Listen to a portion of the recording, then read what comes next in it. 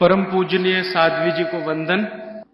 आज मैं आपसे वाग्भट्ट जी के अष्टांग हृदयम शास्त्र की एक बहुत महत्वपूर्ण अध्याय की बात करना चाहता हूं, जिसकी तरफ प्रदीप भाई ने इशारा ही कर दिया।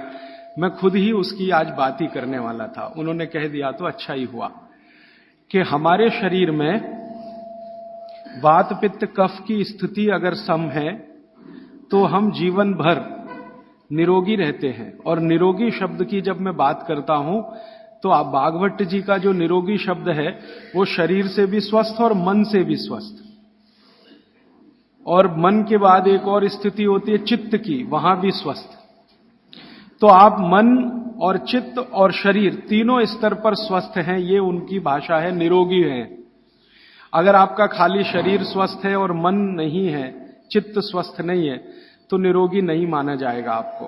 कुछ ना कुछ तकलीफें आप अपने को देने वाले हैं, समाज को देने वाले। तो इसलिए वो कहते हैं कि आप अगर स्वस्थ हैं, ये तभी संभव है जब वात पित्त कफ आपके शरीर में सम है।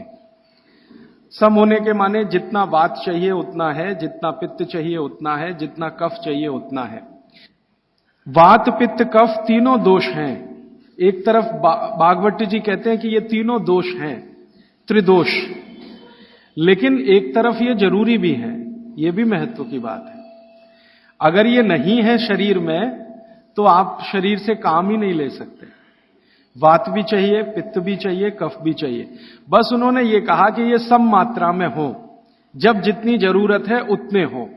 जनवरी का महीना चल रहा है, मान लो अभी आ जाएगा कल से, तो जनवरी के महीने में वात जितना चाहिए, पित्त जितना चाहिए, कफ जितना चाहिए उतना अगर है तो बहुत अच्छा। फरवरी में, मार्च में, महीनों के हिसाब से जो आपका जीवन चक्र चलता है उसमें जैसी जैसी जरूरत हो उतना वात पित्त कफ होता रहे तो आपके लिए सबसे अच्छा।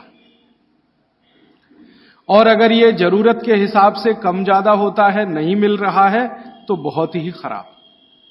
तो आप रोग ही रोग में डूबेंगे। ये है जो महत्व की बात समझने की है। तो वाग्भट्ट जी ने कहा कि आपके जीवन में ये वात पित्त कफ जब जरूरत हो वैसे ही रहे, उसके लिए उन्होंने एक अध्याय लिखा, पूरा अध्याय लिखा। उसका नाम है दिनचर्या। दूसरा एक अध्याय लिखा, उसका नाम है ऋतुचर्या। एक अध्याय लिखा आहार द्रव्य का ज्ञान, माने जो खा रहे हैं उसके बारे में जानना, आहार द्रव्य का ज्ञान। फिर ऐसे करते करते उन्होंने 40 से ज्यादा अध्याय लिख डाले। कुल अध्याय में 7000 सूत्र में बार बार रिपीट कर रहा हूं ताकि याद हो जाए आपको। तो जो दिनचर्या वाला हिस्सा है वो अभी तक मैं बात नहीं कर पाया आपसे। आज मुझे एक दिन मिला तो मैं बात करता हूं, और व्याख्यान के अंत में जो प्रदीप भाई ने कहा वो इसमें जुड़ जाएगा अपने आप। दिनचर्या के बारे में वाग्भट्ट जी कहते हैं कि सामान्य रूप से हमारे शरीर की अवस्था के हिसाब से हमें दिनचर्या तय करनी है, शरीर के हिसाब से। सबके लिए ये जर्नल नहीं है, ये ध्यान रखना। हर व्यक्ति के शरीर के हिसाब से ये बदलती है। जैसे मेरे बगल में बाबूजी बैठे हैं तो इनकी दिनचर्या मुझसे अलग होगी, और मुझसे छोटा कोई लड़का या लड़की है, भाई या बहन है, उसकी दिनचर्या मुझसे अलग होगी। तो आपकी सुविधा के अनुसार मैं 3 हिस्से करता हूं। मैंने पहले भी वो 3 हिस्से किए हैं। जवानी शुरू होती है 18-19 वर्ष में, इस देश में ऐसा माना जाता है। वाग्भट्ट जी के हिसाब से ये बराबर नहीं है, आज माना जाता है। हमारे यहां 18 साल पर वोट देने का अधिकार आपको मिलता है, ऐसा माना जाता है कि आप में परिपक्वता है। वाग्भट्ट जी कहते हैं कि जवानी 13 से 14 साल में शुरू हो जाती है। 13 से 14 साल में शुरू हो जाती है। पुराने लोग हमारे ऐसा ही मानते थे, 13 से 14 साल में युवा अवस्था शुरू हो जाती है। तो आप समझ लीजिए कि जन्म से लेकर 13-14 साल तक का एक भाग, 13-14 साल से लेकर 60 साल तक दूसरा भाग, और 60 साल के ऊपर तीसरा भाग। 3 तरह के लोगों की श्रेणी बना दी जाए। अब इसमें दिनचर्या का ध्यान दिया जाए। तो सबसे पहली बात जो आप सबको याद रखनी चाहिए हमेशा, कि जो 0 वर्ष से लेकर, माने पहला दिन का कोई बच्चा है, वहां से शुरू करके 13-14 साल, ये बच्चा जो है कफ के प्रभाव में रहता है। ऐसा कहें, बचपन में कफ बहुत होता है शरीर को, सारा शरीर कफ के असर में ही रहता है। उस समय वात और पित्त दोनों कम होते हैं। पित्त तो थोड़ा रहता है, वात तो बिल्कुल ना के बराबर होता है बचपन में। इसलिए बचपन में 13-14 साल की उम्र तक के किसी भी बच्चे को या भाई बहन को मैं देखता हूं और वो मुझे कहता है कि मेरे घुटनों में दर्द है, तो मुझे बहुत हैरानी होती है कि ये कैसे आया। आना ही नहीं चाहिए। भागवत जी कहते हैं कि प्रकृति ने एक व्यवस्था बनाई हुई है। वो व्यवस्था ये है कि बचपन जो आपका गुजरेगा वो कफ के असर में होगा। कफ ज्यादा होगा, जिनको कफ ज्यादा होगा उनको घुटनों का दर्द होना ही नहीं चाहिए, कमर का दर्द होना ही नहीं चाहिए, हड्डियों में दर्द होना ही नहीं चाहिए, उनके बाल गिरने ही नहीं चाहिए, बाल बढ़ने ही चाहिए, उनके शरीर में कभी भी थकान होनी ही नहीं चाहिए, शरीर सोने के लिए ज्यादा प्रवृत्त होना ही चाहिए, क्योंकि कफ के असर में नींद बहुत आती है। तो 14 वर्ष की उम्र तक अगर कोई भी भाई या बहन, बेटा या बेटी 8 घंटे से 10 घंटे भी सो रहा है तो भी उसके लिए अनुकूल ही माना जाता है। तो कफ के असर में नींद बहुत आती है, वात के असर में नींद बिल्कुल कम हो जाती है। तो कफ के असर में अगर वो बच्चा है तो उसके शरीर की एक तरह की दिनचर्या, ऋतुचर्या है। फिर क्या होता है कि 14 साल से ऊपर लेके 60 साल तक जवानी मान लीजिए, तो इसमें पूरा शरीर पित्त के असर में रहता है। 14 साल से लेकर 60 साल तक पित्त का असर होगा। तो शरीर को पित्त का असर होगा ही ये इतने दिनों में। तो इनके लिए एक तरह की ऋतुचर्या, दिनचर्या। और तीसरा है 60 के ऊपर की जब उम्र हो जाती है तो वात के प्रभाव में आ जाता है पूरा शरीर। तो 60 के ऊपर उम्र जिनकी हो गई, अब वो मुझे ये कहें कि राजीव भाई घुटने दुख रहे हैं, तो समझ में आता, ठीक है भाई, स्वाभाविक है आपके लिए, हड्डियां कमजोर हो रही हैं, बिल्कुल स्वाभाविक है। ये उतना ही स्वाभाविक है जैसे आपके जीवन में बहुत सारी दूसरी चीजें स्वाभाविक होती है। तो 60 के बाद जब तक आप जीवित हैं वात के प्रभाव में है, 60 से पहले 14 वर्ष तक जब तक आपकी उम्र है आप पित्त के प्रभाव में हैं, और 14 वर्ष से कम आपकी उम्र है तो आप कफ के प्रभाव में हैं। तो मैं कफ से शुरू करता हूं। कफ से शुरू करें कि कफ प्रधान जो बच्चे हैं 14 साल तक, उनकी दिनचर्या कैसी होनी चाहिए। उनके लिए भागवत जी कहते हैं कि ये जो कफ के प्रभाव में बच्चे हैं, ये आज से मैं आपसे माफी मांगते हुए कह रहा हूं, कफ के प्रभाव के बच्चों को जितनी चाहें उतनी नींद लेने दीजिए। आप उनको टोका टाकी मत करिए। अक्सर मैंने देखा है मां बाप की जो टोका टाकी बच्चों के लिए, अरे इतनी देर सोता है, वो सोएगा ही क्योंकि कफ के असर में है। तो आप जबरदस्ती उसको मार के पीट के उठाएंगे, चल पढ़ने को बैठ, होमवर्क कर, टीचर ने इतना दे दिया। अरे वो होमवर्क करके करेगा क्या?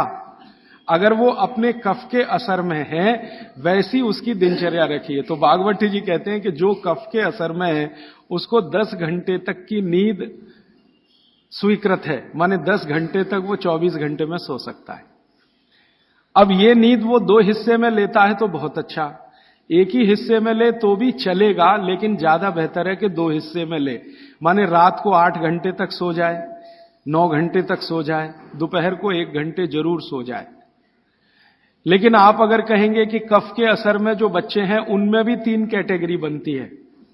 14 से 8 एक कैटेगरी, 14 साल से 8 साल, 8 साल से 4 साल एक कैटेगरी, और फिर 4 से 1 साल की कैटेगरी।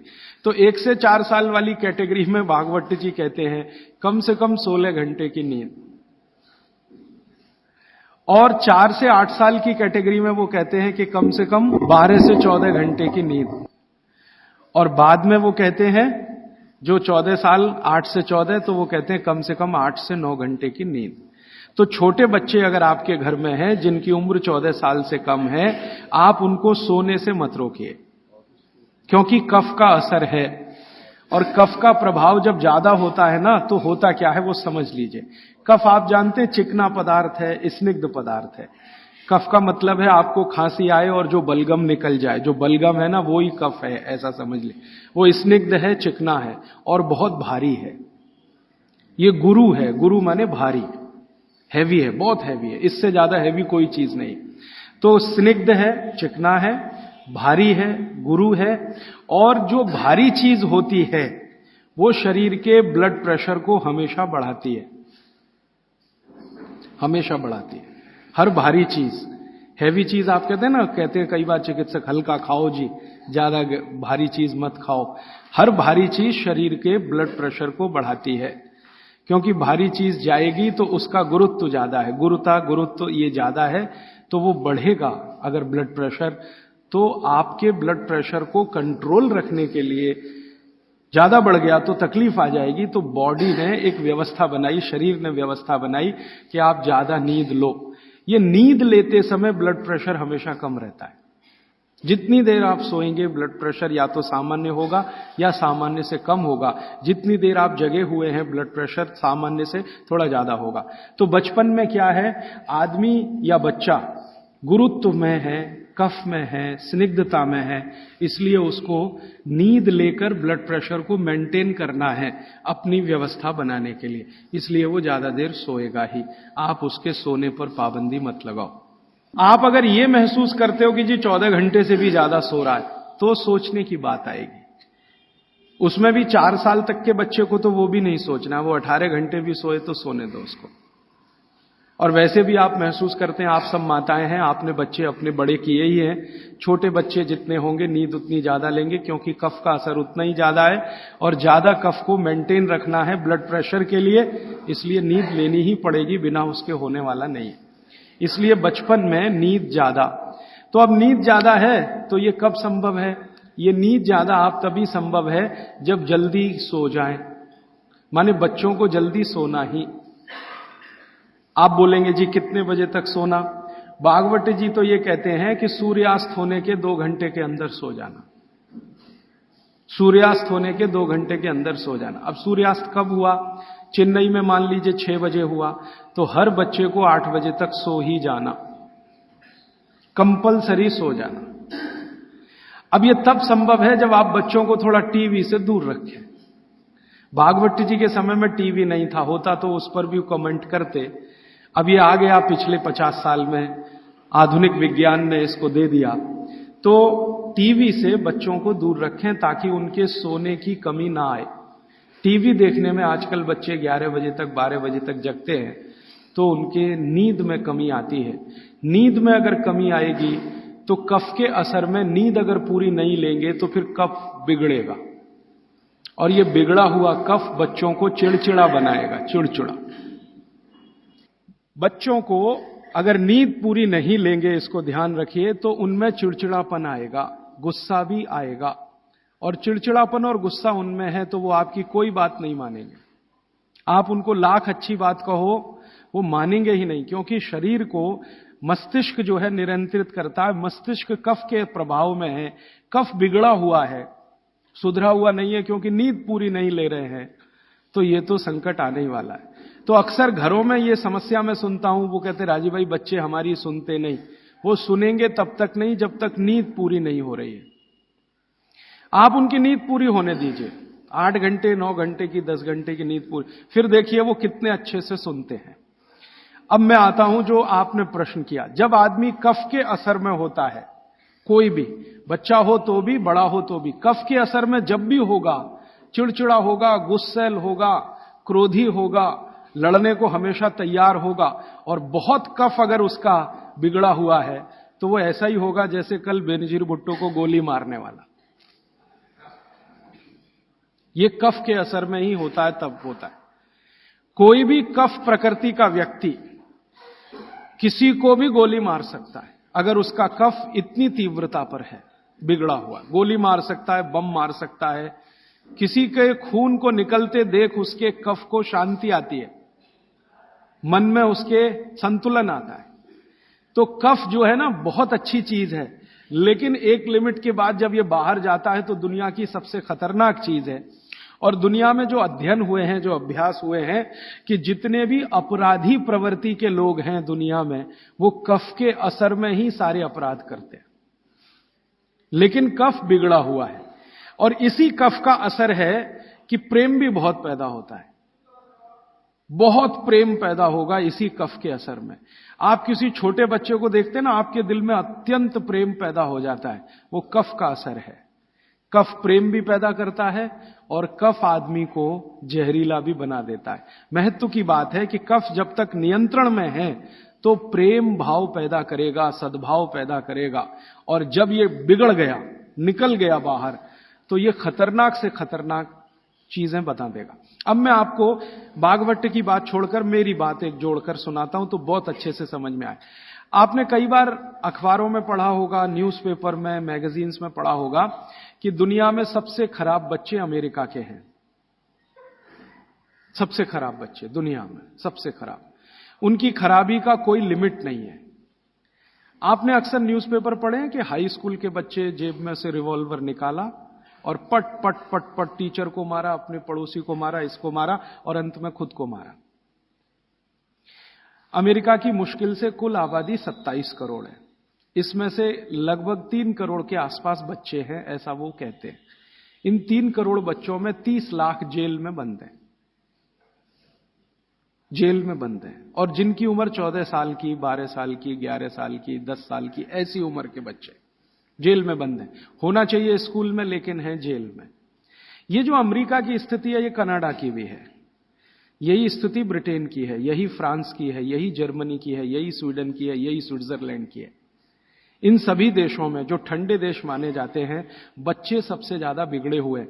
आपको सुनकर हैरानी होगी, अमेरिका, यूरोप के देशों में सबसे ज्यादा जो अपराध हो रहे हैं, उनमें लगभग 65 से 70% अपराध बच्चे कर रहे हैं।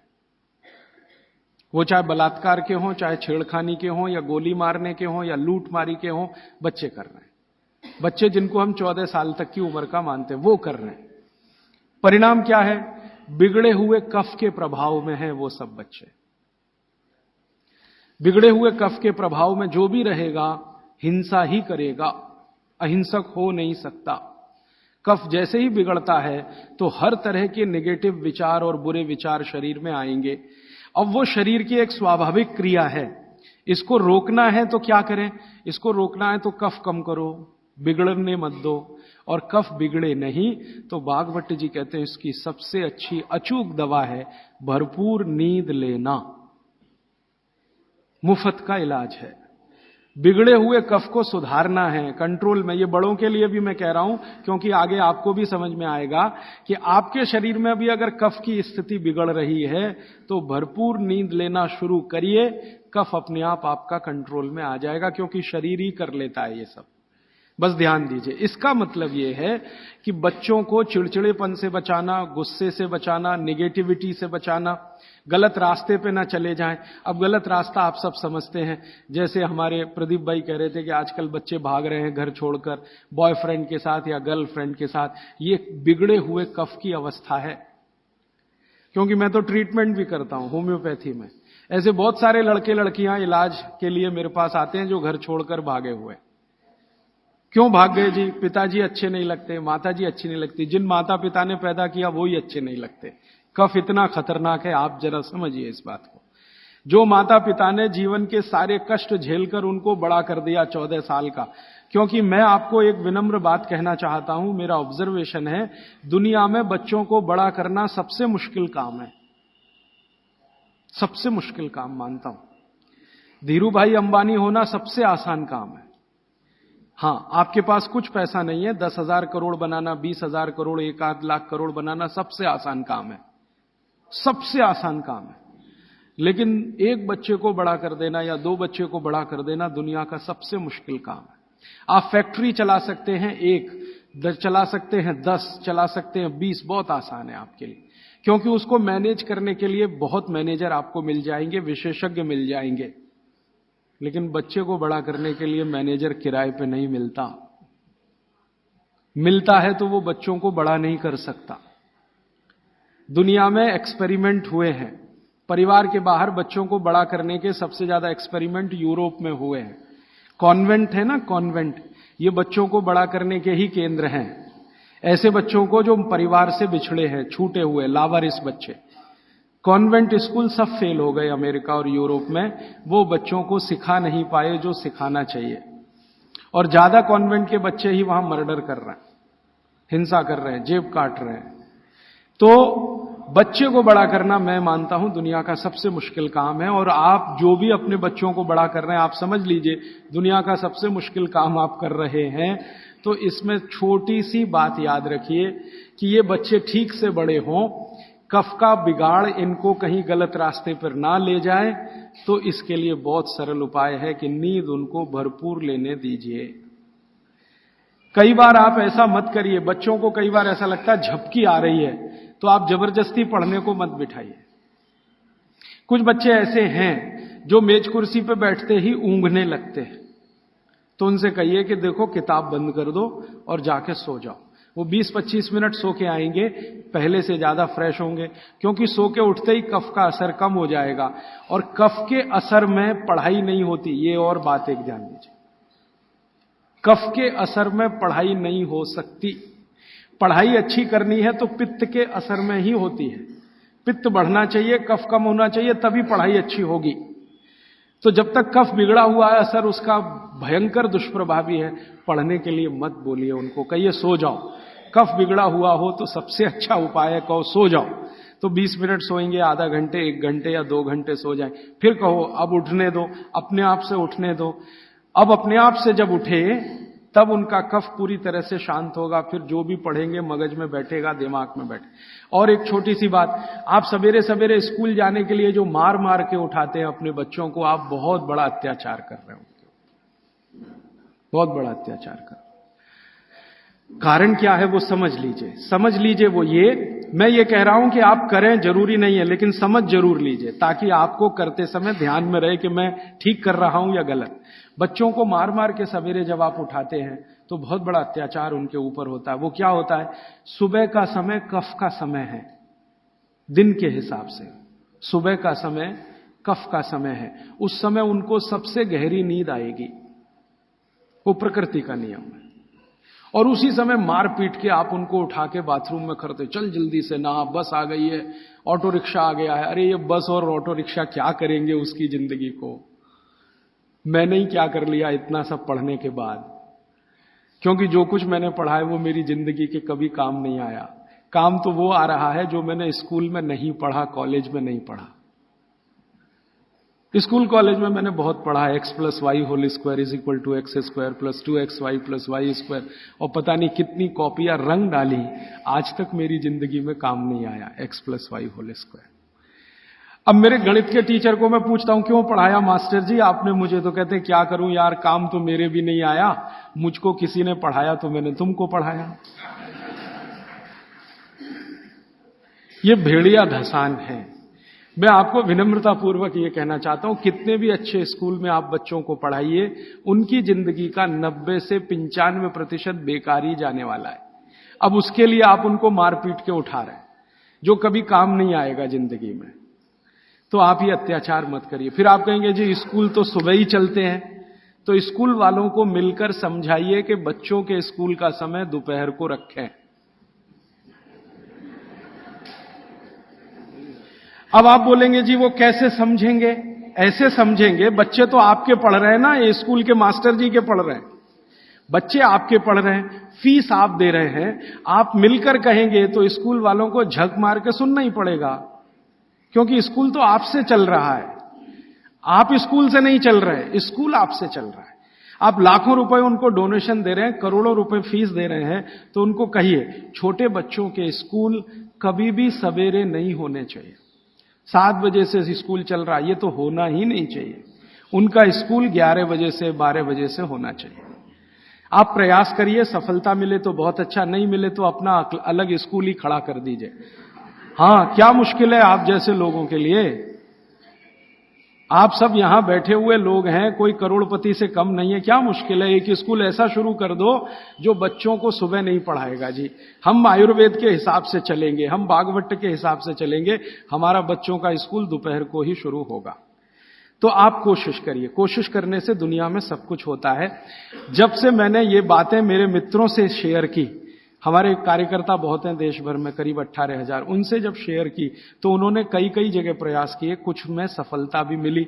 स्कूल वाले मान गए, समझ गए, बागभट्ट के सूत्र उनको समझाए तो वो मान गए। हाँ, बच्चों को, क्योंकि स्कूल में पढ़ाने वाली भी टीचर है या टीचर है, उसके भी अपने बच्चे हैं, वो भी देख रही है, महसूस कर रही है कि सुबह तो सोने का ही उनका मन करता है, तो सुबह तो सोने के लिए ही है उनके लिए, क्योंकि सुबह कफ का असर होता है और बच्चे तो कफ के ही प्रभाव में हैं, तो डबल असर होगा, इसलिए सुबह उनको नींद अच्छी आएगी। सुबह नींद अच्छी आएगी तो उनको झकझोर के जगाइए मत। अब सुबह की नींद उनकी ठीक से आए, इसके लिए वो रात को जल्दी सोए, तो 8 बजे तक सोने के लिए नियम डाल दीजिए। 8 बजे के बाद आपके घर का टीवी बंद हो जाए तो वो भी नहीं देखेंगे, आप देखेंगे तो वो भी देखेंगे। बच्चे तो जो आप करते हैं वैसे ही सीख लेते हैं। तो आप 8 बजे के बाद टीवी को बंद करने का नियम डाल दीजिए। बच्चों में आदत पड़ गई नींद आने की 8 बजे, तो वो सोएंगे, भरपूर नींद लेंगे, सुबह 6 बजे तक उठेंगे, बहुत अच्छे से उठेंगे। फिर आप चाहें तो उनसे कोई भी काम करवा सकते हैं, उनके मन में न चिड़चिड़ापन होगा, न गुस्सा होगा, न कोई नेगेटिव थॉट होगा, क्योंकि नींद जीवन में उतनी ही बड़ी चीज है जितना भोजन। तो भरपूर नींद लीजिए या लेने दीजिए, क्योंकि वो कफ के असर में है। तो बच्चों की दिनचर्या में आप ये ध्यान रखिए कि 8 से 10 घंटे सोना कंपलसरी, एक बात। दूसरा, बच्चे कफ के प्रभाव में हैं, ये मैं बार बार कहूंगा आपसे ताकि याद रहे। बच्चे कफ के प्रभाव में हैं और कफ का प्रभाव क्षेत्र जो है ना वो जान लीजिए, हृदय से ऊपर और मस्तिष्क का अंतिम बिंदु, ये कफ का क्षेत्र है। हृदय से ऊपर, यहां से ऊपर पूरा ये कफ का क्षेत्र है। हृदय से नीचे नाभि तक ये पित्त का क्षेत्र है और नाभि से नीचे पूरा ये वात का क्षेत्र है। तो बच्चे कफ के असर में हैं, तो ध्यान रखिए कि उनको जितने रोग होंगे वो यहां से ऊपर वाले ही होंगे बचपन के। नाक बहेगी, सर्दी होगी, जुकाम होगा, खांसी आएगी, ये सब इसी एरिया के रोग हैं। तो भागवत जी कहते हैं कि बच्चों को कफ के असर से बाहर लाते रहें, बिगड़े नहीं उनका कफ। तो इसके लिए बच्चों की मालिश, उन्होंने एक शब्द, बहुत सुंदर शब्द दिया, अभ्यंग मालिश। मालिश बहुत जरूरी है, बच्चों की मालिश बहुत ही जरूरी है। तेल मालिश, बच्चों की तेल मालिश बहुत जरूरी है। वैसे तो सब माताएं करती ही हैं, अनजाने में वो एक बड़ा काम कर रही। कफ को कम करने की जो दूसरी चीज बताई है भागवत ने, एक तो मैंने बताया नींद, जो कफ की विकृति को कंट्रोल में लाती है। दूसरी चीज जो कफ को कंट्रोल करती है, नियंत्रित करती है, वो है मालिश, घिसाई, रगड़ाई, ये कफ को कंट्रोल करती है। नींद के बाद हो गई मालिश, तो बच्चों की मालिश अत्यंत जरूरी है। तो सुबह जब वो सोकर उठते हैं, शौच आदि से निवृत्त होकर आते हैं, तो उनकी मालिश होनी ही चाहिए। अब भागवत जी ने कहा है कि जो कफ के असर में है वो व्यायाम ना करे, वो प्राणायाम ना करे, योग आसन भी ना करे। ध्यान रखिए इस बात को। भागवत जी कहते हैं कि कफ के असर वाले व्यक्ति को ना तो व्यायाम, ना तो आसन, ना तो प्राणायाम, उसके लिए है मालिश, रगड़ाई चाहिए उसको शरीर के। ठीक है, तो मेरी आपको विनती है कि बच्चों को व्यायाम करने के लिए प्रोत्साहित मत करिए। कई बार माता पिता टीवी का चैनल खोल के वो रामदेव जी का चल रहा है, चल तू भी कर, उसके लिए नहीं है ये। व्यायाम, योग, प्राणायाम उनके लिए सबसे उपयोगी है जो पित्त के प्रभाव में है। वात के प्रभाव वालों को बहुत मामूली, पित्त वालों को सबसे ज्यादा, कफ वालों को बिल्कुल नहीं। योग, प्राणायाम, आसन कफ वालों को बिल्कुल नहीं, वात वालों को थोड़ा, पित्त वालों को सबसे ज्यादा। यह है सूत्र भागवत जी। तो बच्चों को मत प्रेरित करिए कि तुम आसन करो, कि तुम प्राणायाम करो, कि तुम ऐसी एक्सरसाइज करो। उनके लिए तो कफ के असर में है, तो ये एक्सरसाइज जितनी कम हो उतना अच्छा। मालिश करिए उनकी, भरपूर मालिश करिए। अब तीसरी बात, तीसरा सूत्र, बच्चों की मालिश कहां करें जी? पूरे शरीर में करें, पूरे शरीर में करिए। लेकिन भागवत जी कहते हैं कि कफ का असर कहां है? मैंने आपको थोड़ी देर पहले कहा, छाती से लेके ऊपर तक। तो ये जो इतना हिस्सा है इसकी मालिश ज्यादा करिए, ताकि कफ थोड़ा शांत रहे। तो सीधे से बात अब मैं समझाता हूं, बच्चों के सिर की मालिश सबसे ज्यादा करिए। सिर, ये ऊपर का हिस्सा, धीरे धीरे धीरे धीरे तेल लगा के सिर की मालिश सबसे ज्यादा करिए। तो मालिश किससे करेंगे? तेल से। तेल जो है कफनाशक है, तेल जो है ना कफनाशक है। तो सिर की मालिश करेंगे, छोटे छोटे छिद्र हैं, तेल इससे अंदर जाएगा, कफ को सामान्य रखेगा। तो कफ के प्रभाव में बिगड़ेंगे नहीं बच्चे, माने गुस्सा नहीं करेंगे, चिड़चिड़े नहीं होंगे, निगेटिव नहीं होंगे, जिंदगी में गलत काम नहीं करेंगे। तो बच्चों के सिर की मालिश बहुत जरूरी है, सिर की मालिश। दूसरा, वो कहते हैं कि कफ का जो दूसरा बड़ा स्थान है, एक तो सिर हुआ, दूसरे है कान। ये कान है ना, ये कफ के स्थान है। तो बच्चों के कान की मालिश रोज होनी चाहिए, जरूर होनी चाहिए। कान की मालिश कैसे करें? बस तेल लगाइए, हाथ में ऐसे ऐसे घुमाइए, फिर उल्टा घुमा दीजिए, फिर ऐसे घुमा दीजिए, और थोड़ा तेल कान में डाल के रखिए उनको, क्योंकि कफ का स्थान है कान।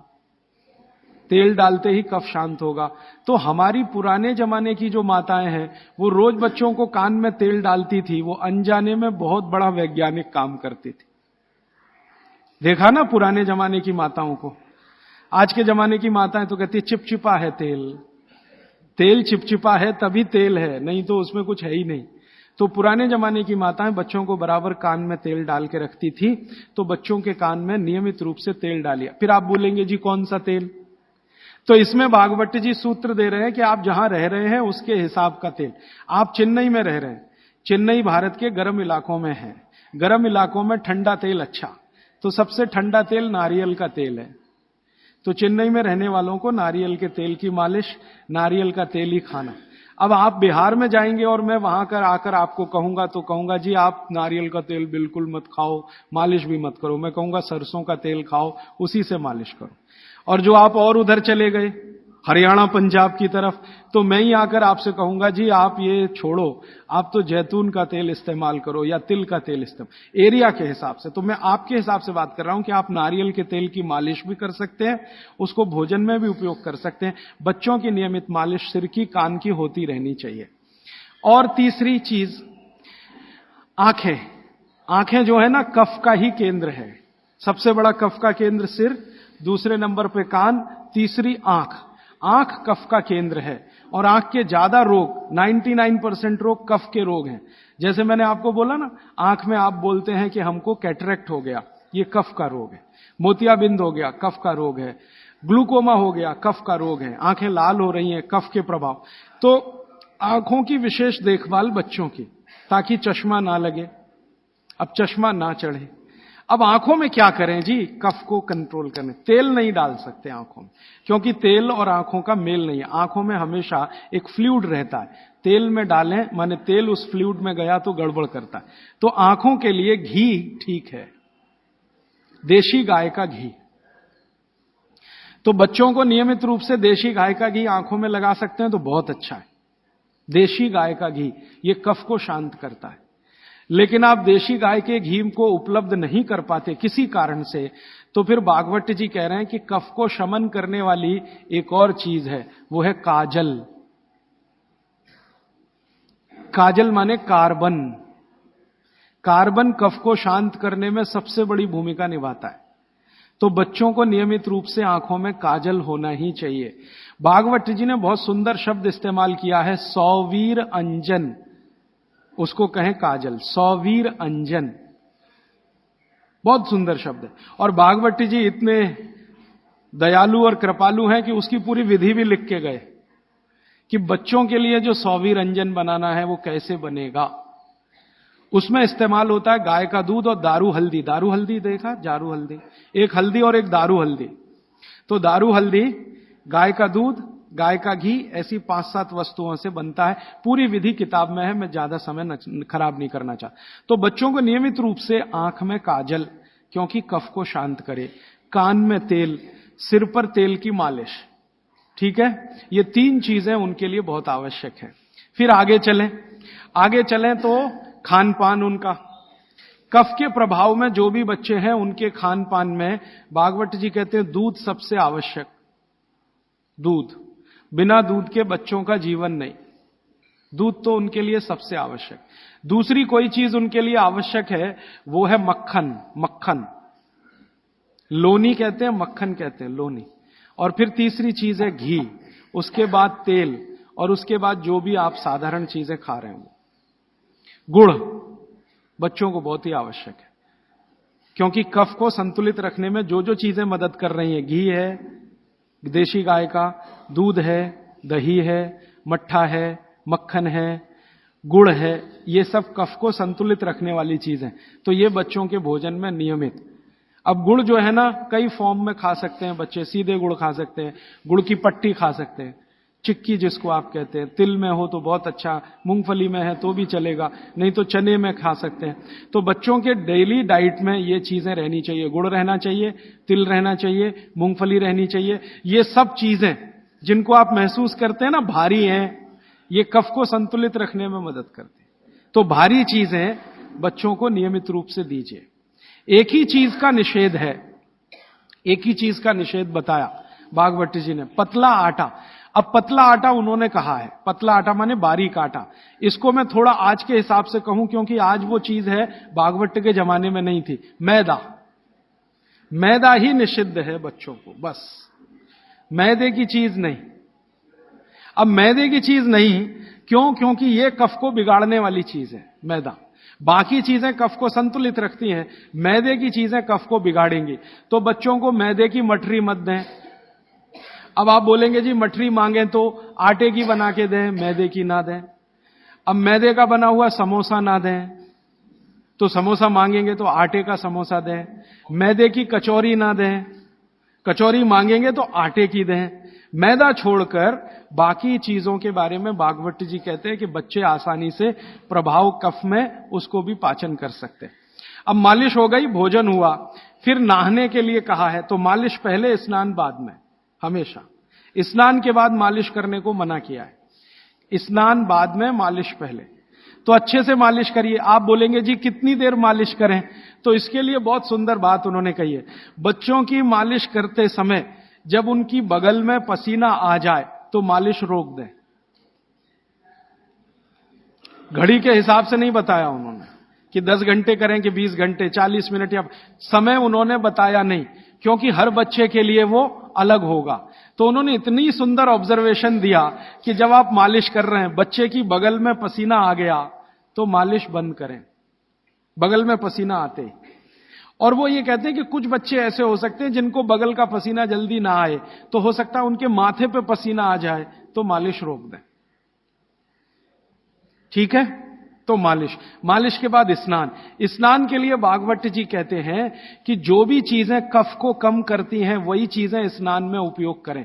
अब मैं आपको बताना चाहता हूं आधुनिक बात, भागवत जी ने तो नहीं कहा। उन्होंने ये कहा कि कफ को कम करें वही चीजें स्नान में उपयोग करें। तो कफ को कम करने वाली सबसे बेहतरीन चीज आपके घर में है चने का आटा। दूसरी बेहतरीन चीज है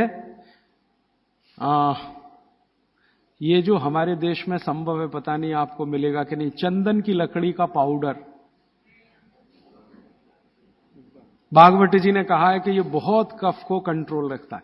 तो चंदन की लकड़ी का पाउडर माने चंदन पाउडर, चने का आटा, और मोटा आटा कोई भी, गेहूं का हो, चने का हो, दाल का हो, मोटा आटा। फिर कहते हैं मसूर की दाल का आटा, फिर वो कहते हैं मूंग की दाल का आटा। ये सब कफ को कम करने वाली चीज है। तो कहते हैं बच्चों का स्नान इन्हीं से कराएं ताकि कफ कम रहे। मतलब सी बात है, साबुन ना लगाएं, क्योंकि ये जो साबुन है ना, ये केमिकल है। केमिकल माने सोडियम हाइड्रोक्साइड, सोडियम हाइड्रोक्साइड माने कास्टिक सोडा। ये कास्टिक सोडा तो कफ को भड़काने वाली चीज है। इसलिए बच्चों को साबुन गलती से भी ना लगाएं। उनको चने के आटे से नहलाएं, मुल्तानी मिट्टी से नहलाएं, चंदन पाउडर से नहलाएं, क्योंकि कफ को कम करने वाली ये सब चीजें हैं। इन चीजों से ही स्नान कराएं। उपटन बना के रखें घर में, उपटन से स्नान कराएं बच्चों को, साबुन गलती से भी नहीं। और साबुन जो गलती से आप लगा रहे हैं और आंख में गया तो सर्वनाश कर सकता है आंख का, क्योंकि आंख कफ के प्रभाव में है और साबुन बहुत तीखा होता है। वो पित्त और वात के प्रभाव की चीजें हैं। तो दुश्मन मिल गए दो एक साथ, साबुन और आंखों का जल, तो तकलीफ करेगा। वैसे भी बच्चे बहुत रोते हैं, साबुन आंख में लगे, तो आजकल टीवी में एक विज्ञापन आने लगा, बिना आंसू निकालने वाला साबुन दुनिया में हो ही नहीं सकता। ये मूर्ख बनाने के तरीके हैं आपको। कोई भी साबुन आंसू ना निकाले, ये हो ही नहीं सकता, क्योंकि साबुन है ही पित्त और वात का, और आंखें हैं कफ की। लगेगा तो आंखों से आंसू निकलेंगे ही। हां, एक ही समय में हो सकता है कि साबुन में कास्टिक सोडा सबसे कम हो, ग्लिसरीन और तेल सबसे ज्यादा हो। तो ग्लिसरीन और तेल अगर सबसे ज्यादा है तो उबटन में ही तेल मिला के नहला देना। साबुन क्यों खरीद के ला रहे हैं? 35 रुपए का आता है Johnson and Johnson baby soap, 350 रुपए किलो। 35 रुपए का 100 ग्राम, 350 रुपए किलो। काजू से महंगा है, काजू 200 रुपए किलो, साबुन 350 रुपए किलो। बादाम से महंगा है, बादाम 300 रुपए किलो, साबुन 350 रुपए किलो। और नहा के जाएगा कहां? पानी में ही जाएगा ना। 350 रुपए किलो की चीज पानी में बाहर है। उससे अच्छा काजू खिला दें उनको, बादाम खिला दें। तो नहाने के लिए उबटन जो बहुत सस्ता पड़ता है, और क्वालिटी उसकी कैसे चेक करें कि कफ को नाश करता है, कफ को शमित रखता है, कफ को शांत रखता है, इसलिए उबटन का स्नान बच्चों को जरूरी। आगे बढ़ें। बच्चों का स्नान होने के बाद उनके खान पान का मैंने बता दिया। ऐसी चीजें उनको नियमित खिलानी है जो कफ को कम करती है। मैंने 3-4 चीजों के नाम लिए। दूध है, दही है, मट्ठा है, हर मोटा अनाज। हर मोटा अनाज माने बाजरी है, जवारी है, ये सब कफ को शांत रखने वाली चीजें हैं। गाय का घी है ना, मक्खन और घी। मक्खन ज्यादा अच्छा है बच्चों को बनिस्बत घी के, क्योंकि मक्खन कफ को शांत रखने में मदद करता है। तो मक्खन ज्यादा से ज्यादा उनके भोजन में रहे, और बाकी सब चीजें, दाल चावल जो भी आप खाते हैं, अच्छा। फिर उसके बाद शाम के समय है 3-4 बजे के आसपास क्या होता है, उनका पित्त थोड़ा बढ़ेगा। 12 से 4 के बीच में पित्त बढ़ता है। 12 बजे तक कफ के असर में है, 12 से 4 के बीच में पित्त बढ़ेगा। तो उस समय ऐसी चीजें खिलाएं जो घी की बनी हुई हैं, घी की बनी हुई चीज। और रात को ये बच्चे थोड़ा वात के असर में आते हैं। कफ तो सबसे ज्यादा है, लेकिन रात को वात के, तो वात को कम करने वाली चीजें रात को उनको दें। और वो मैं पहले दिन भी काफी बता चुका हूं। तो ये हो गया बच्चों की दिनचर्या। 7 बजे सोने के लिए का माहौल बनाने के लिए तैयारी करें। 7 बजे तक माहौल बने सोने का, तो 8 बजे सोएंगे। और माहौल बनाने में सबसे बड़ी मदद करेगा टीवी का स्विच ऑफ। मेरी तो आपको विनती है कि घर के छोटे बच्चे हैं ना, तब तक केबल कनेक्शन ना लें। छोटे बच्चे जब थोड़े समझदार हो गए हैं तो चलो चलेगा, क्योंकि समझदार होने से मतलब उनको मालूम होना चाहिए कि कहां स्विच ऑफ करना है। तो उस समय थोड़ा चल जाएगा। लेकिन बच्चे जब तक छोटे हैं, साल भर के, 1.5 साल के, 2 साल के, 2.5 साल के, तब तक तो केबल कनेक्शन ऑफ रखें, या केबल कनेक्शन है तो टीवी ऑफ रखें, चले नहीं उनके सामने। नहीं तो वो चालू हो जाएंगे, पोगो देखेंगे, पोगो। हां, कार्टून फिल्म देखेंगे। क्यों देखेंगे? जान लीजिए, कफ के असर में जो बच्चा होता है, इसको समझाना चाहता हूं मैं। कफ के असर में जब बच्चा होता है तो उसकी कल्पनाशीलता सबसे ऊंची होगी। मैंने थोड़ी देर पहले कहा ना, ये कफ है जो सम में रहे तो व्यक्ति को बहुत कल्पनाशील बनाएगा। इतना कल्पनाशील और वैज्ञानिक बनाएगा, सोच नहीं सकते। बिगड़ेगा तो सबसे बड़ा अपराधी भी बनाएगा उसको। तो बच्चों की कल्पनाशीलता बहुत होती है, क्योंकि वो कफ के असर में है। इसलिए हर ऐसी चीज जो उन्हें सोचने में मदद करती है, उनको अच्छी लगती है। आपने एक कहानी सुनाई, बच्चे कहानी सुनते हैं ना बड़े मजे से। क्यों सुनते हैं? वो उनकी कल्पनाशीलता में मदद करती है कहानी। आपने कहा एक राजा था, अब इतना कहते ही उनका चालू हो गया दिमाग। आप आगे का वाक्य बोलेंगे, उसके पहले वो कल्पना कर लेंगे राजा कैसा है, सिंहासन पर बैठा है कि जमीन पर बैठा है, बगल में रानी है कि नहीं है, सामने वजीर है कि नहीं है, मंत्री है कि। ये तो आपके बोलने से पहले उनके दिमाग में घूम गई पूरी फिल्म। एक राजा था, फिर कहेंगे आगे बताओ, तो आप कहेंगे एक रानी थी। अब रानी के बारे में सब बातें उनके दिमाग में आ गई। फिर आप कहेंगे क्या हुआ, तो दोनों मर गए, खत्म कहानी। अब आप कहेंगे तो उनको बिल्कुल अच्छा नहीं लगेगा। हम लोग बच्चों को टालने के लिए कहते हैं, एक राजा था, एक रानी थी, दोनों मर गए, खत्म कहानी। उनको बिल्कुल अच्छा नहीं लगेगा, क्योंकि जिस समय कल्पना उनकी चलना शुरू हुई, आपने कहानी खत्म कर दी। अब आप टालना चाहते हैं उनको, और वो कल्पना करना चाहते हैं उस समय। तो आप कहानी को जितना लंबा खींचें उतना अच्छा। मेरा कहना यह है आपको, कहानी को लंबा खींचते जाएं। भले एकता कपूर के सीरियल की तरह से खींचे उसको। इतनी इलास्टिसिटी है एकता कपूर के सीरियल में कि सालों साल हो गए, खत्म ही नहीं होते। सास भी मर गई, बहू भी मर गई, एक जनरेशन चली गई, दूसरी आ गई, सीरियल खत्म। ये बच्चों को चाहिए, आप उनकी कल्पनाशीलता को बढ़ाने में मदद करें। माने कहानी जो वो सुन रहे हैं उसको छोटी ना करें, सुनते सुनते सो जाएं तो बहुत अच्छा। और मेरी आपको विनती है कि चुन चुनकर कहानियां सुनाएं उनको। अब आज के जमाने में कैसे बच्चे आपको चाहिए, जैसे चाहिए वैसी कहानी सुनाइए। भगवान महावीर जैसे बच्चे चाहिए तो सुनाइए उनकी कहानी, रोज सुनाइए, सुनेंगे, बड़े प्रेम से सुनेंगे, लेकिन कल्पनाशीलता के साथ। आप अगर उनको चाहते हैं कि राणा प्रताप जैसे हों तो सुनाइए उनकी कहानी, लक्ष्मीबाई जैसे हों तो सुनाइए उनकी कहानी, क्योंकि बच्चों की कल्पनाशीलता आपसे ज्यादा बड़ी है, ये जान लीजिए। ये अलग बात है कि उनके पास शब्दों का भंडार कम है, शब्दकोश कम है, लेकिन सोचने में वो आपसे आगे हैं। तो शब्द आप दे दीजिए, कल्पनाशीलता उनके पास है, बैठकर वो अपना चित्र बना ही लेंगे। और जिन बच्चों को जितनी लंबी कहानियां आप सुनाएंगे वो उतने ही क्रिएटिव होने वाले, उतने ही क्रिएटिव होंगे। अच्छा वैज्ञानिक बनाना है बच्चों को तो कल्पनाशीलता ऊंची चाहिए। तो अच्छे वैज्ञानिक बनाना है अगर किसी भी बच्चे को तो कल्पनाशीलता ऊंची, तो कहानी उतनी लंबी। अच्छा मैथमेटिशियन बनाना है, कल्पना शक्ति अच्छी चाहिए तो कहानी लंबी। माने लंबी कहानियां सुनाने की आप अपनी आदत डालें तो बच्चों में आएगी। वो कहानी सुनने में इतने मगन होते हैं, फिर उनको टीवी की जरूरत नहीं है, ना पोगो की जरूरत है, ना कार्टून नेटवर्क की कुछ जरूरत नहीं है। आप अगर सुना रहे हैं उनको कहानी जिसमें उनकी कल्पनाशीलता रम रही है तो वो बहुत जरूरी है। और फिर मेरी एक छोटी सी आखिरी बात, क्योंकि दूसरी बात के लिए समय कम पड़ रहा है, कि जब बच्चे आपसे कोई सवाल करें तो जान लीजिए वो अपनी कल्पनाशीलता को बढ़ाना चाहते हैं, तब सवाल कर रहे हैं। तो उनके सवाल का जवाब ईमानदारी से दें। जैसे उन्होंने सवाल पूछा कि ये टमाटर का रंग लाल क्यों है, मान लीजिए सवाल पूछा टमाटर का रंग लाल क्यों। अब आपको मालूम नहीं है कि टमाटर का रंग सच में लाल क्यों है, तो आप उनको कुछ उल्टा सीधा मत कहें, भगवान ने कर दिया है, ऐसा हो गया है, वैसा हो गया है। आप उनको ईमानदारी से कहें, देख भाई, बेटा या बेटी, मुझे अभी मालूम नहीं है कि टमाटर का रंग लाल क्यों होता है, मैं कल पता करके बता दूंगा या परसों पता करके बता दूंगा। बच्चे जब सवाल पूछ रहे हैं तो उनकी कल्पनाशीलता की पूर्ति के लिए पूछ रहे हैं, आप उनको कभी भी गलत जवाब तो दीजिए ही मत।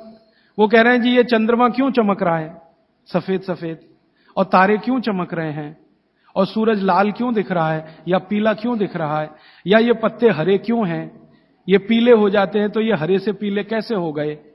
ऐसे सवाल वो पूछेंगे, उनके उत्तर पूरी ईमानदारी से दीजिए। तो इसका माने आपको पढ़ना ही पड़ेगा, बिना पढ़े आप उत्तर दे नहीं सकते।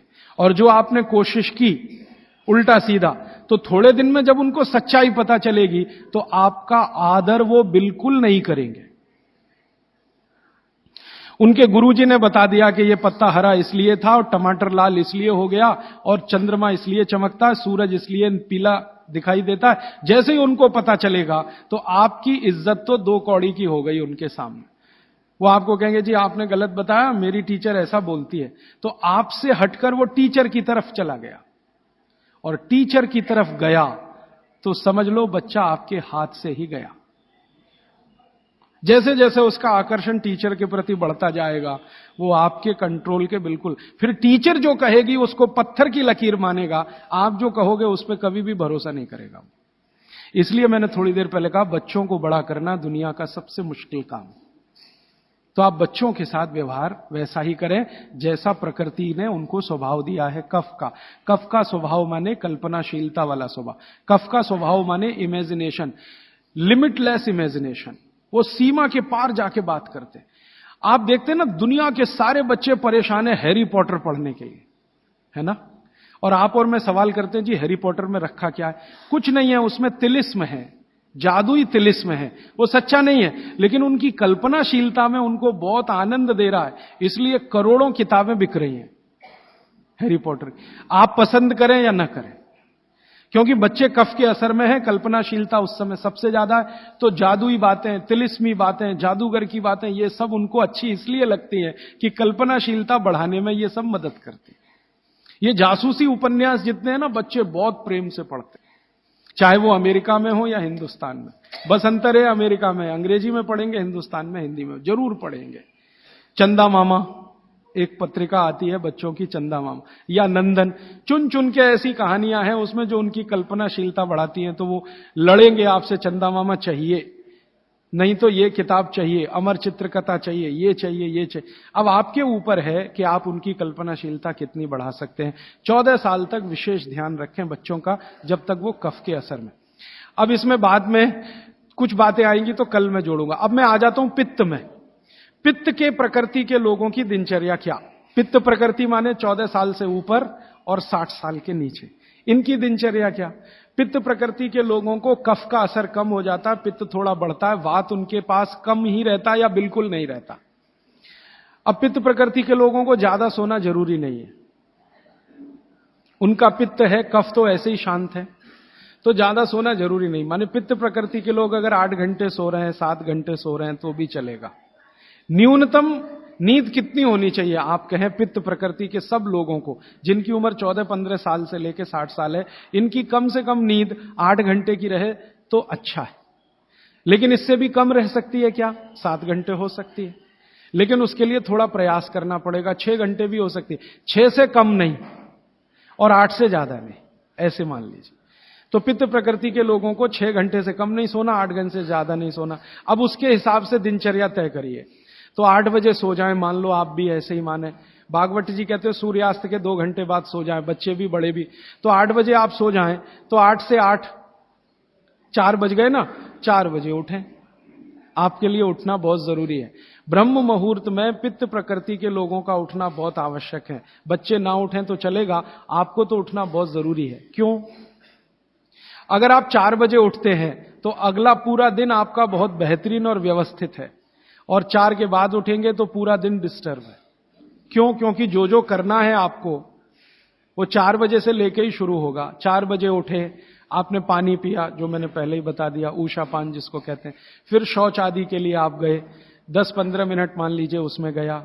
फिर बाहर आप निकले, दंत धावन शब्द इस्तेमाल किया, दंत धावन करें माने दांत साफ करें। अब दांत साफ कैसे करें?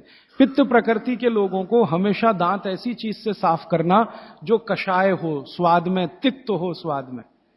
कषाय समझते हैं? कड़वा, जो स्वाद में कड़वा है और तिक्त है, ऐसी चीजों से आपको दांत साफ करना है, क्योंकि प्रकृति आपकी पित्त की है। तो पित्त को कम करना, कंट्रोल करके रखना, यह कषाय और तिक्त स्वाद की चीजों से ही होगा। तो इसका मतलब यह है कि आप नीम का दातुन करें, जो कषाय भी है, तिक्त भी है। भागवत जी ने कॉलगेट के लिए मना किया है। कॉलगेट था ही नहीं तो लिखा भी नहीं है उन्होंने कहा कि आप नीम का दातुन करें। और नीम से भी अच्छा एक दातुन उन्होंने बताया, मदार। मदार समझते हैं? मदार का एक पेड़ होता है, वो कहते हैं नीम से भी अच्छा है, क्योंकि वो और ज्यादा कषाय है और ज्यादा तिक्त। फिर एक है बबूल, फिर एक है अर्जुन। अर्जुन की छाल आपने पिया ना, अर्जुन की दातुन भी होती है। तो ऐसे 12 वृक्ष उन्होंने बताए हैं, नीम है, मदार है, अर्जुन है। फिर ये जो होता है ना आम बबूल है, आम है, अमरूद है, ऐसे 12 वृक्षों का उन्होंने वर्णन किया है कि इनकी दातुन ही करना, इसके आगे 13वें वृक्ष की नहीं। और वो डिटेल लिखा है किताब में, आप ले सकते। जब उन्होंने आगे लिखा है वो मैं अभी बता दूं। वो ये कहते हैं कि जीवन में जो ऋतु है, ऋतु गर्मी है, फिर सर्दी है, फिर बरसात है, 3 तो मुख्य ऋतुएं हैं, फिर इनकी उप ऋतुएं हैं, तो 6 हो जाती है। शरद है, शिशिर है, वसंत है। तो मोटा मोटा बता देता हूं, ज्यादा बारीक आपको याद नहीं रहेगा। वो ये कहते हैं कि जब गर्मी का सीजन है, गर्मी माने अप्रैल से शुरू कर लीजिए, उगादी से शुरू कर लीजिए, नहीं तो आप मकर संक्रांति से ही मान लीजिए। तो मकर संक्रांति से लेकर जब तक गर्मी है माने बारिश नहीं होती, तब तक नीम के दातुन की बात कही उन्होंने। तो इसमें चैत्र भी आएगा, वैशाख भी। अब आप पुरानी चीज जरा देखिए कि हमारे बचपन में हमारी दादी कहती थी कि देख चैत्र का महीना लग गया, नीम के पत्ते खा ले तो अगले 1 साल तक बीमार नहीं पड़ेगा। तो वो समय यही आता है जो भागवत जी का कैलकुलेशन। क्यों? ये जो समय है इसमें पित्त को भड़कने से बचाने में सबसे बड़ी मदद ये करेगा नीम। तो नीम का दातुन, नहीं तो बबूल का दातुन, नहीं तो मदार का दातुन। लेकिन गर्मियों में सबसे अच्छा नीम है। दूसरा सबसे अच्छा बबूल है गर्मियों में। और सर्दियों के दिन में सबसे अच्छा दातुन है अमरूद। अमरूद के पेड़ का दातुन सर्दियों में सबसे अच्छा, अमरूद के पेड़ का। और अमरूद के जैसा ही एक और पेड़ होता है, जामुन का भी दातुन करने का नियम बताया है, लेकिन पता नहीं आप तोड़ पाएंगे कि नहीं, लेकिन अमरूद का आसानी से मिल जाएगा। और फिर ज्यादा बारिश के दिनों में जो वो बोलते हैं, तो आम का भी कर सकते हैं, अर्जुन का भी कर सकते हैं। और आप बोलेंगे जी पूरी जिंदगी अगर नीम का ही दातुन करें तो कर सकते हैं। 3 महीने लगातार करके थोड़े दिन छोड़ देना, फिर 3 महीने कर लेना। वो थोड़े दिन छोड़ने का नियम ध्यान रखना। तो फिर आप बोले थोड़े दिन छोड़ दिया तो क्या करें? उस दिन दंत मंजन कर लेना। दंत मंजन के लिए वो ये कहते हैं कि आप जिस एरिया में रह रहे हैं वहां का तेल, और जिस क्षेत्र में रह रहे हैं वहां जो उपलब्ध लवण माने नमक, और जिस क्षेत्र में रह रहे हैं वहां की उपलब्ध हल्दी, ये तीनों मिलाकर आप पाउडर बना के दांत पे घिस सकते हैं। ये बहुत अच्छा दंत मंजन उन्होंने माना। दूसरा दंत मंजन उन्होंने बताया है गाय के गोबर को सुखाकर जलाएं, उसकी जो राखी है उसमें थोड़ा कपूर मिला दें, थोड़ा सेंधा नमक मिला दें, बहुत अच्छा दंत मंजन। तीसरा वो कहते हैं कि जो त्रिफला चूर्ण मैंने बार बार आपको बोला, त्रिफला चूर्ण है तो इसको बारीक पीसें, दंत मंजन के लिए बारीक पीसना और खाने के लिए मोटा पीसना। तो बारीक त्रिफला चूर्ण, थोड़ा सेंधा नमक, बस मिला के दांत पे घिसें तो ये दंत मंजन। ऐसे 8-10 तरह के दंत मंजन है, 12 किस्म की दातुन है। तो आप ये जरूर करें, माने टूथपेस्ट बंद करें। अब क्यों करें टूथपेस्ट बंद? भागवत जी और आधुनिक विज्ञान को जरा जोड़ता हूं।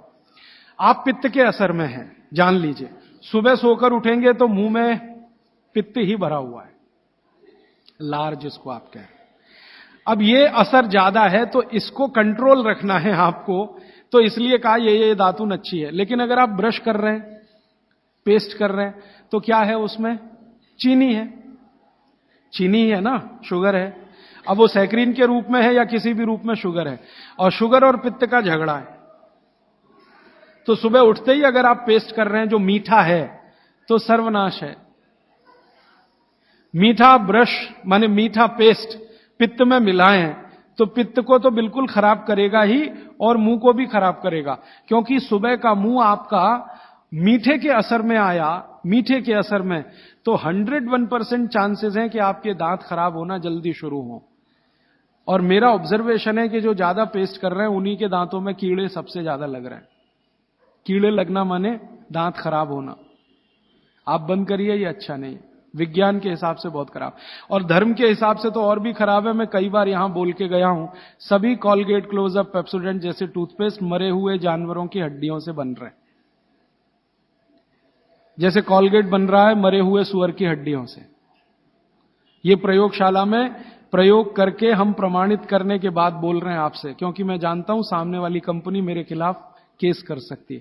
फिर भी मैं बोल रहा हूं कि कॉलगेट बन रहा है मरे हुए सुअर की हड्डियों से, पेप्सोडेंट बन रहा है मरी हुई गाय की हड्डियों से, क्लोजअप और फॉरहंस बन रहे हैं बकरी और बकरे की हड्डियों से। और अगर आप शाकाहारी हैं, चुस्त जैन हैं और सवेरे सवेरे हड्डियों को घिस रहे हैं, तो कहां धर्म पालन हो रहा है? और आप तो जैन हैं तो इतना जान लीजिए कि प्रत्यक्ष हिंसा का जितना पाप है ना, परोक्ष हिंसा का पाप भी उतना ही है। तो किसी कंपनी ने आपके लिए बनाया टूथपेस्ट, माने उसने मारा जानवरों को, उसमें से निकालने के लिए हड्डियां आपके लिए बनाया, तो पाप आपके ऊपर उतना ही है जितना उस मारने वाले के ऊपर है। तो कसाई का पाप अपने सिर पे क्यों लेना? तो क्यों ये कॉलगेट, क्लोजअप बंद कर दीजिए। दातुन पे आइए, नहीं तो दंत मंजन। आप कहेंगे चेन्नई में दातुन नहीं मिलता, नहीं मिलता तो दंत मंजन बताया उन्होंने, वो आप बना लीजिए। तरीका मैंने बता दिया। सभी ऋतुओं में एक दंत मंजन वो कहते हैं कॉमन है, त्रिफला चूर्ण का दंत मंजन किसी भी ऋतु में किया जा सकता है। तो आप उसका ध्यान रखिए। अब आपने दांत वात साफ कर लिए, अब आपकी आगे की जो दिनचर्या है वो कैसी होगी? आपको जो है ना, पित्त प्रकृति के लोगों को मालिश भी करना है, व्यायाम भी करना है। बच्चों के लिए तो सिर्फ मालिश है, आपके लिए मालिश भी है, व्यायाम भी है।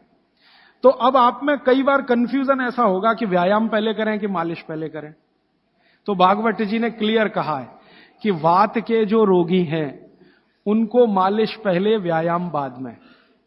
और पित्त के जो रोगी हैं, रोगी से मतलब आप पित्त के असर में हैं, तो व्यायाम पहले, मालिश बाद में। तो आपको व्यायाम पहले करना है, मालिश उसके बाद करनी।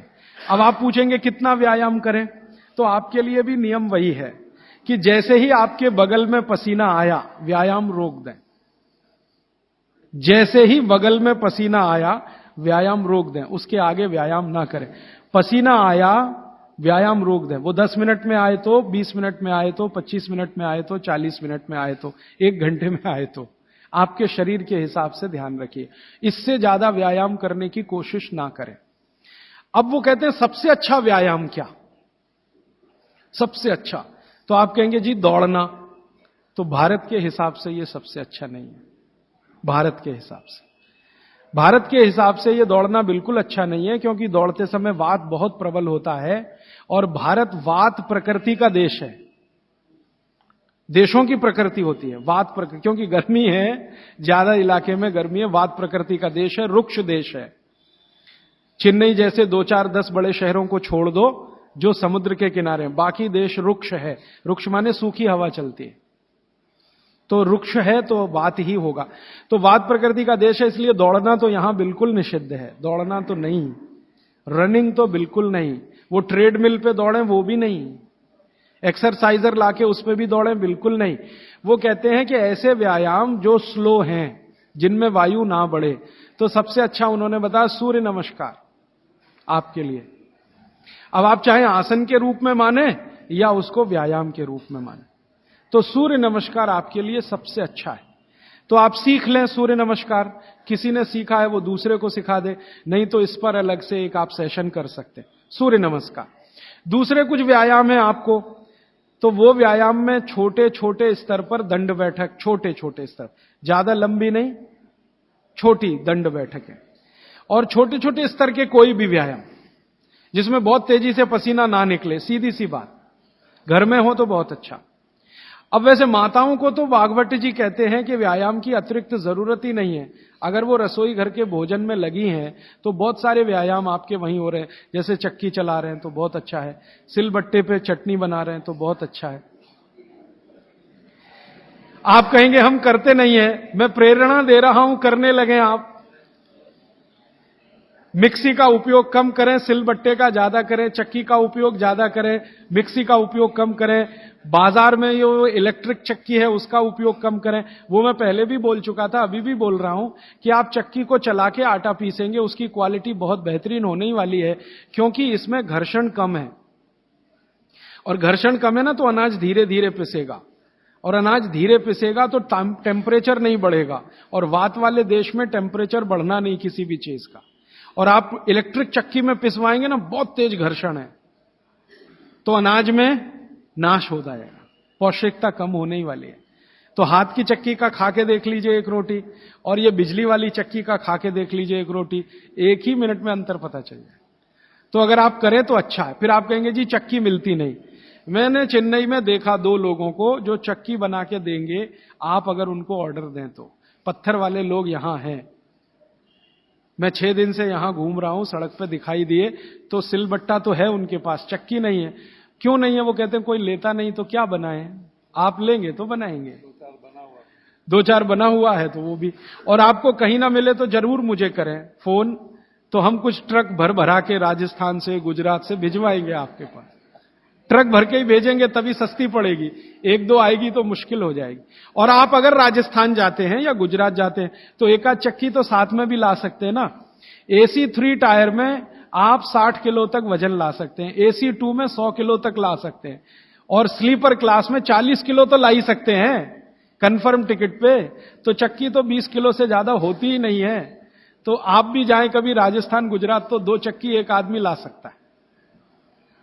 तो आप लाएंगे चक्कियां तो क्या होने वाला है, वो जो बनाने वाले कारीगर बैठे हैं पत्थर वाले, उनका कुछ रोजगार तो बढ़े, कुछ रोजी रोटी चले, जो अभी धीरे धीरे बंद हो रही है। और उनकी रोजी रोटी अगर आपने चलाई, तो मैंने आपको सबसे पहले दिन एक बात बताई थी कि आप जिंदगी के अपने सब दुख दूर करिए, दैहिक दैविक भौतिक, और दूसरों के दुख दूर करने में मदद करिए तो मोक्ष मिलेगा। तो आपने चक्की बनाने वाले का भौतिक दुख तो दूर किया, चक्की खरीदी तो पैसा तो मिला, गरीबी कम हुई, रोजगार बढ़ा, तो भौतिक दुख भी अगर आपने कम किया तो मोक्ष की तरफ जा। तो चक्की है, सिलबट्टा है, कोशिश करें तो व्यायाम की अतिरिक्त जरूरत नहीं। और अगर नहीं कर पा रहे हैं तो थोड़ा हल्का फुल्का व्यायाम आप जरूर करें। और बहनों को, माताओं को जो सबसे अच्छा व्यायाम है, भागवत जी कहते हैं फॉरवर्ड बेंडिंग। फॉरवर्ड बेंडिंग माने आगे झुकना।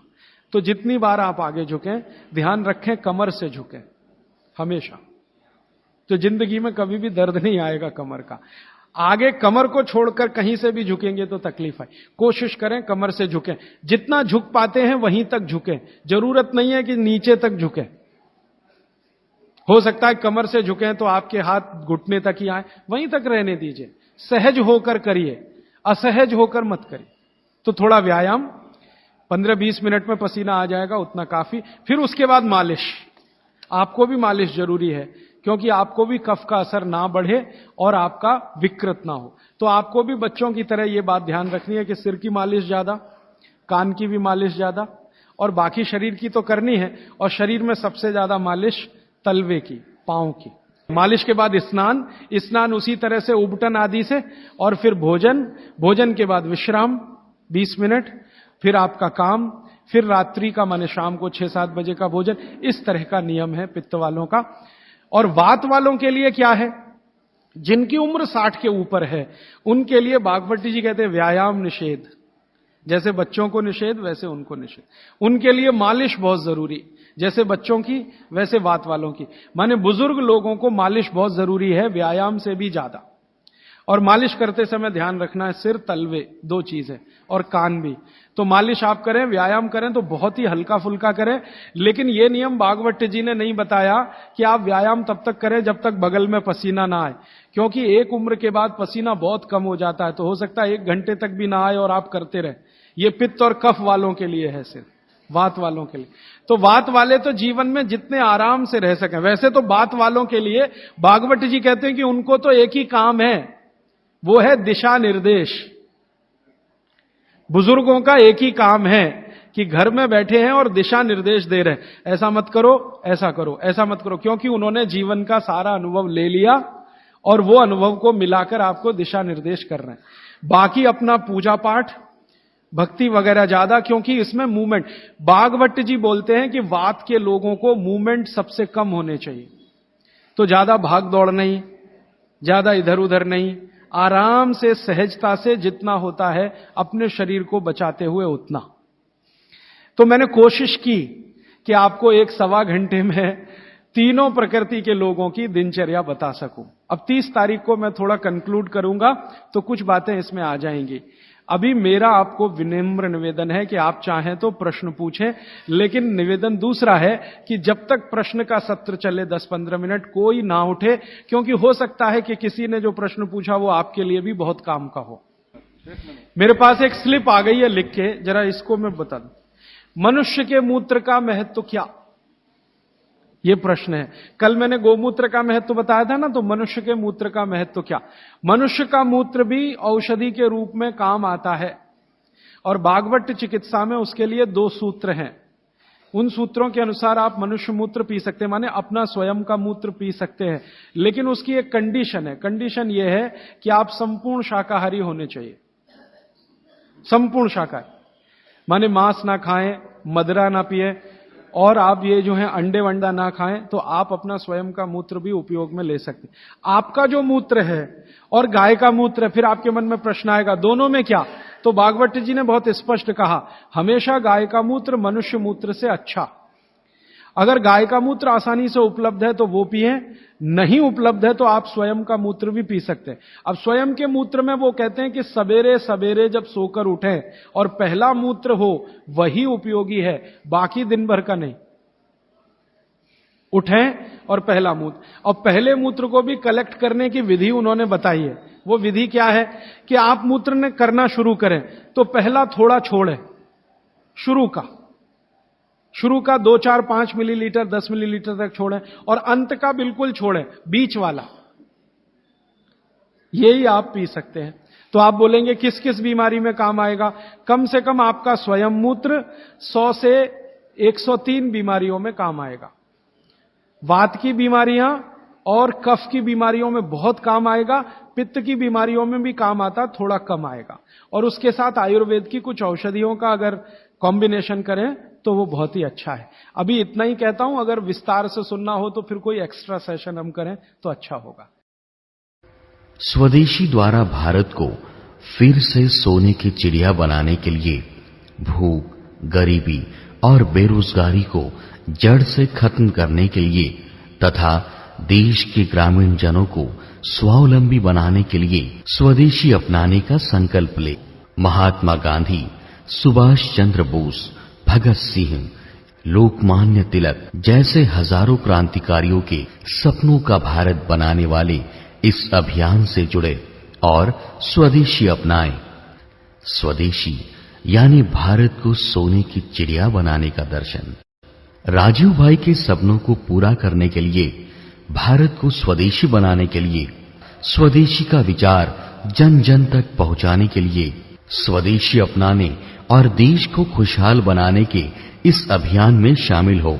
स्वदेशी सामानों की सूची जानने के लिए, स्वदेशी सामानों की उपलब्धता के लिए और स्वदेशी चिकित्सा से अपने शरीर को बिना दवा के स्वस्थ रखने के लिए सेवाग्राम वर्धा के कार्यालय में संपर्क करें। राजीव भाई के विचारों को गांव-गांव में पहुंचाने के लिए उनकी सीडी को निशुल्क वितरण करवाए। स्वदेशी चिकित्सा के कैंप लगाकर बीमारियों को बिना दवा के ठीक करें। देश का पैसा देश में रहे और हमारा देश समृद्ध बने। स्वदेशी अपनाए। स्वदेशी सामानों की विस्तृत जानकारी के लिए हमारे शोध केंद्र पर संपर्क करें।